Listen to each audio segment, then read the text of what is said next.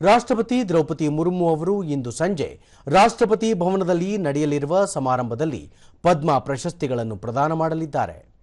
ದೇಶದ ಅತ್ಯಂತ ಪ್ರತಿಷ್ಠಿತ ಪ್ರಶಸ್ತಿಗಳಾದ ಪದ್ಮ ಪ್ರಶಸ್ತಿಗಳನ್ನು ಪದ್ಮ ವಿಭೂಷಣ, ಪದ್ಮಭೂಷಣ ಮತ್ತು ಪದ್ಮಶ್ರೀ 3 ವಿಭಾಗಗಳಲ್ಲಿ ನೀಡಿ ಗೌರವಿಸಲಾಗುವುದು.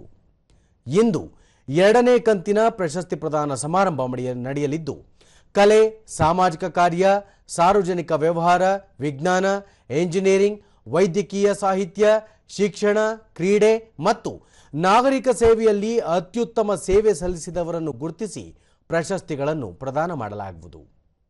ಸರ್ಕಾರ ಈ ವರ್ಷ ಒಟ್ಟು 7 ಪದ್ಮ ವಿಭೂಷಣ, 19 ಪದ್ಮಭೂಷಣ ಹಾಗೂ 113 ಪದ್ಮಶ್ರೀ ಪ್ರಶಸ್ತಿಗಳನ್ನು ಪ್ರಕಟಿಸಿತ್ತು. ಆ ಪೈಕಿ ಮೊದಲ ಕಂತಿನಲ್ಲಿ 71 ಪ್ರಶಸ್ತಿಗಳನ್ನು ಪ್ರದಾನ ಮಾಡಲಾಗಿತ್ತು. ಇಂದು ನಡೆಯಲಿರುವ ಸಮಾರಂಭದಲ್ಲಿ 68 ಗಣ್ಯರಿಗೆ ಪದ್ಮ ಪ್ರಶಸ್ತಿ ನೀಡಲಾಗುವುದು.